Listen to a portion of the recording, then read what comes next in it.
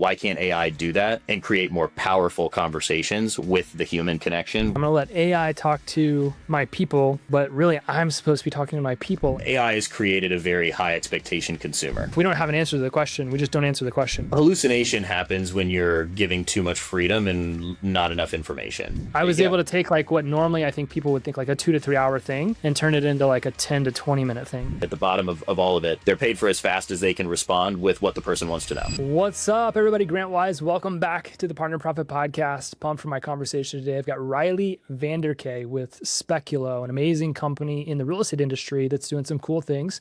And excited to have a conversation today about partnerships, relationships, growing your business, AI, all the cool stuff that they got going on. Riley, thanks for spending some time with me. Dude, I'm excited, man. Let's dive right in. Yeah. So for people that are listening to this, maybe don't know much about you, give us the backstory. How do you get to where you are today? I would say the best place to start is grew up in Dayton, Ohio. And the first job I ever had was carrying golf bags. So I caddied for a lot of people. And it was during 08, 09 is when I started. And unfortunately, without going depth into story, my family dealt with some troublesome times during those years and for years to follow. And so I had this interesting perspective of carrying golf bags for people that were, millionaires at this private country club, taking advantage of the recession and investment and business opportunities and all those things that come from, recessions, and then seeing what was happening on, my family side. And I really leaned into those conversations with those people. And it really sparked, I was about 10 or 11 years old when I started there. And it really sparked this entrepreneurial nature. Right. And so whether it was from mentorship conversations or it was just summers out on the course 7 days a week, I started some companies when I was a kid. Could have been a shoveling driveways during wintertime or mowing, lawns for people or lemonade stands. I did have one of those when I was like 10 or 11 years old. And I just really sparked this entrepreneurial journey. And so as I grew up through the country club, I was fortunate enough to get a scholarship through caddying to go to Ohio State. Went to Ohio State, was immediately in the business school there, doing entrepreneurial things, working with a lot of the different professors there to either learn about business, connect with local businesses, grow my own businesses. And most of them failed, one of which is still alive today that my dad runs that he and I kind of worked on together. And this company that I run now was born my senior year at Ohio State. And it basically started because I was a bartender. And that's how I made my way through school, is I would bartend at one of the big busy bars that was there. And, we would have lines out the door and we were all making so much money. And then COVID hit. And when COVID hit, everything changed. And so the first thing we did as all the bartenders and the people that worked at that restaurant were like, okay, how can we drive traffic to this place that we need to make money so we can make money? And so we just started coming up with different concepts, whether it was, digital marketing, having like influencer marketing, driving people to the bars and restaurants. We came up with this idea called a Bloody Mary bar, where people could show up to the bar and they would make their own Bloody Marys and they could go sit outside in their segmented, picnic tables. So I really started to realize like how to partner with people that had communities and people that had following. That was like where that first came into my world, was like finding people that everybody knew on campus, whether it was students, student athletes, professors, anybody in the local Columbus area. And we would put together some partnership, relationships with them where they would make content talking about the things we were doing. And that really started to explode, but we didn't own it, right? There was really no upside benefit other than just traffic to the bar. So my buddy and I one night were kind of ideating around how do we take this and create our own company around it. So we started this. And originally it was local service businesses, CPA firms, art studios, anything, bars and restaurants, all that. And we got referred a real estate agent. In a very short period of time, we made her a ton of money and built some great solutions for her. And then we got connected into the coaching community for real estate. At that time, it was in KW and their coaching organization. And we just absolutely exploded. And then around that time, when the industry started to change a little bit, around 2023, we kind of saw the writing on the wall that a high price point service-based company might not survive the swing in comparison to the other bigger ones out there. And so we ended up partnering up with our now CPO, who was building this AI technology. And, again, in the nature of this podcast, we basically, I cold called him and I said, hey, I see you building some cool stuff. Here's what we do. Here's what you're trying to do. And I basically convinced him to come merge his stuff over to us instead of go the VC route and go get funding. And that's where that partnership was born. And that was about a year and a half ago. And here we are today building this cool technology. That's awesome. So you said this and this technology. What exactly are you guys building today, just for people that are listening? Basically, in a nutshell, it's a agentic AI tool that creates dynamic nurture campaigns across phone calls, emails, and text. Is about 30, 45 days away. And we own the inception of intent to ready to talk to an agent, right? A lot of that stuff, like in real estate, I believe, at least my personal belief, I used to run a brokerage and we had about 100 agents, and we would spend a lot of time talking to them about where their business is coming from and what time they're spending and what the ROI is on that time, right? And what we always would hear is, well, I'm spending all my time in power hour, calling all these leads, trying to find opportunities, when in reality, they end up losing intent from leads that are already right there that they can go service at a higher level. And so we immediately saw that problem and wanted to go solve it with this technology where when people are in their shopping discovery phase, they just want relevant information, right? AI has created that, right? People would just want to go shop and they want to get answers to their questions immediately. And so we figured, why can't AI do that and create more powerful conversations with the human connection once that time is actually right, right? So ultimately, our product helps agents nurture and provide value to their customers and to their leads that come into their database without having to really be there because they don't need to be. Their professional opinions and their professional guidance is not needed at that phase, right? So we cover that. We get the leads ready to talk to the agents, and then we let the agents do the real work. Hmm. And so for people that maybe don't know what that is, what is agentic AI? It's basically task doing, right? A lot of AI can spit back a response that makes logical sense based off the information that it has. There's the next layer of agentic, which is basically an AI that actually can do a task you give it, right? Yeah. And so it's the difference between, hey, can you analyze this document and give me a summary? That's AI, right? Agentic AI is saying, hey, can you analyze this document, give me a summary, and then can you go build an outbound communication campaign and call these people or email these people based off what you learned from this document? That's Yeah. agentic. Got it. Got it. When you look at what you guys do in an industry that is so powered by relationships, like it's kind of like, I think maybe hard for people to like, okay, I'm going to let AI talk to my people, but really I'm supposed to be talking to my people. Like, how do you guys navigate a lot of that in such a relationship driven industry? I love that question. We get it pretty much every call we've ever Yeah, been I can on. imagine. Right? It's the question we get.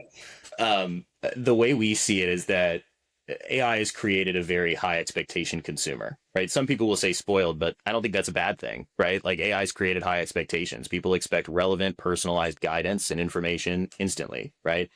So the way I kind of turn it on its head is that if you want to be that person in your industry and in your location, most importantly in your marketplace, are you the person that is the knowledge source, the person people go to find information?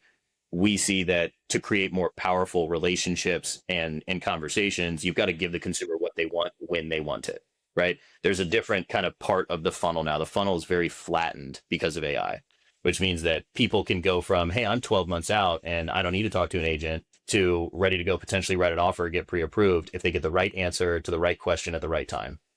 So the way we kind of have this conversation with people is we say, okay, well, do you want to be the one talking to them, or do you want to give them the answer they need when they need it? Right? Which one is more important, right? And so to me, that high level of service and that high level of relationship creation starts with giving them the answers they need when they want it, in the way they want it, as fast as possible and as efficient as possible. And I think that's where AI is going to go. And that's what consumers are asking for, right? That's what the trend data tell us, is that they want that relevant guidance instantly. And it creates a faster connection to the human because they get their questions answered. And then now they're ready to go build a relationship and have a real conversation with the professional. Yeah.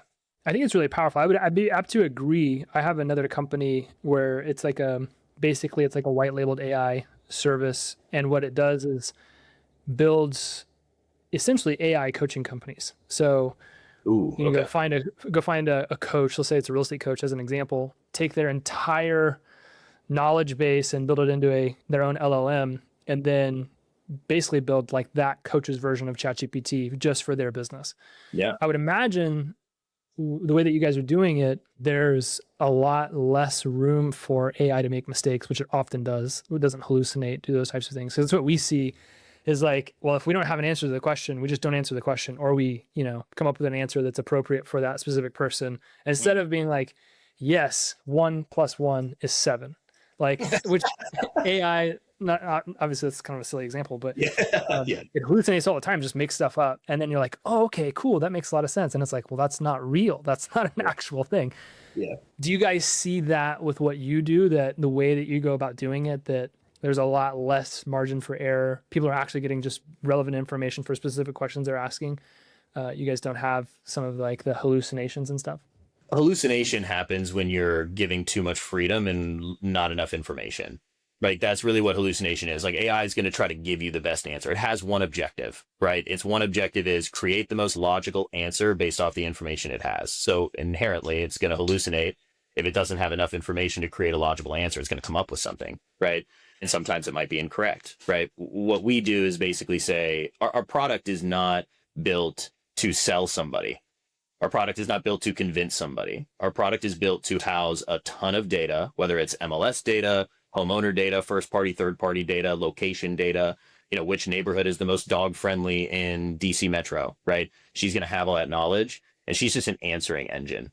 That's really the main thing, right? Like we look at it as pile in a ton of data on contacts and on the location in the marketplace, and you avoid hallucinations by having the right data and the right prompting, and then making sure you're communicating to the consumer on how they can use this resource. It's like part of our scripting is if Remy's going to call you or email you, she's going to say, hey, I'm an AI agent calling on behalf of Grant Wise Real Estate, right? And I can help you with these things. How can I help you today? Right? We're trying to set the standard of, hey, I am here to answer your questions, provide guidance, and connect you to a professional when you're ready. We're not trying to convince or sell. And what ends up happening when you try to do that is you get people asking questions or confused, or they feel like they're being duped, or they don't understand. And that's when you get these random questions or random conversations that aren't really valuable, which ultimately will lead to hallucination because it's outside of her purview of what she's capable of doing. Makes sense.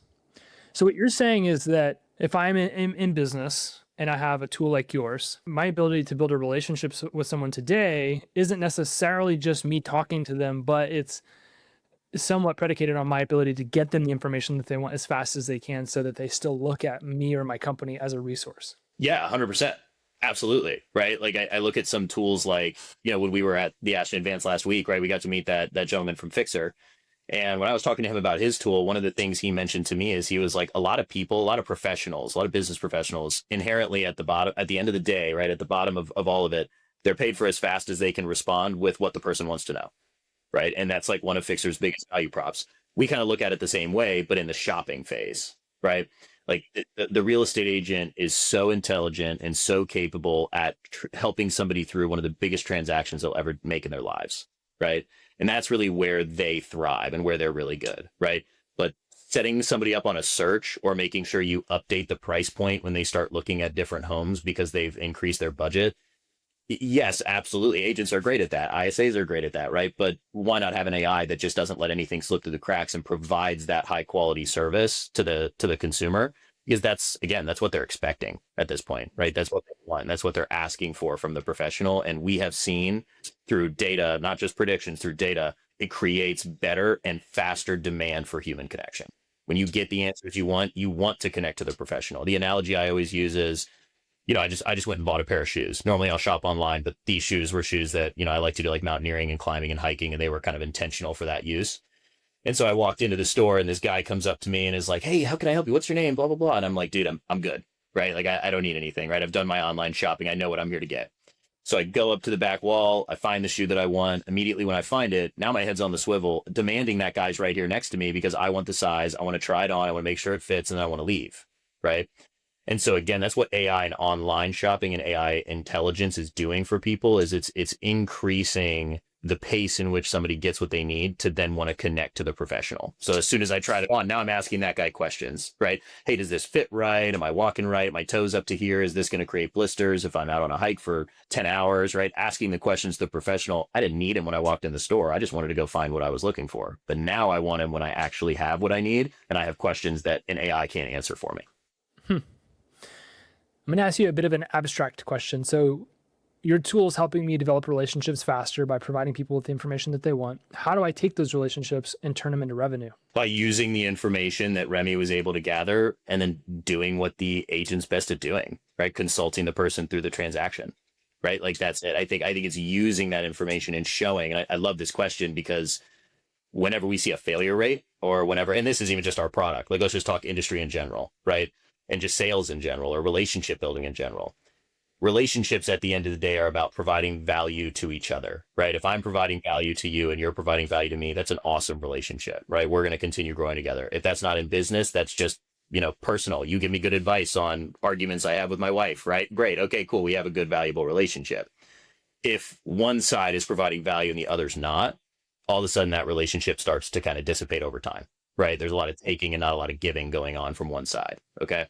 And so when I see, to answer your question, when I look at how agents should use AI or agents should use technology around what the consumer is doing and what they expect from the agent, it's a very knowledgeable, like we're starting at the place you left off when you were shopping at homes online, right? Or when you were talking to Remy, or when you were looking at a search on X platform, Rooster or Real Scout, any of these platforms, right? You're looking at something, you're engaging with something. I expect the next conversation I have with a human to be about that thing and to then guide me to the next step.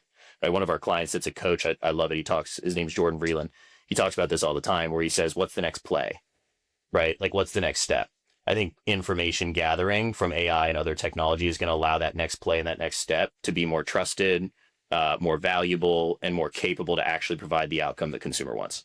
Do you see that happen a lot where people don't pay attention to what Remy was talking to the client about, and then Yeah, I hate saying that. for those Like, of you that are not watching this on video, he rolls his eyes as he says, yes. dude, I watched somebody the other day. I mean, I love all of our clients. They're the best people in the world, and I love spending so much time with them. But I listened to a recording the other day where somebody, picked up the call and was just like, "Hey, what's up?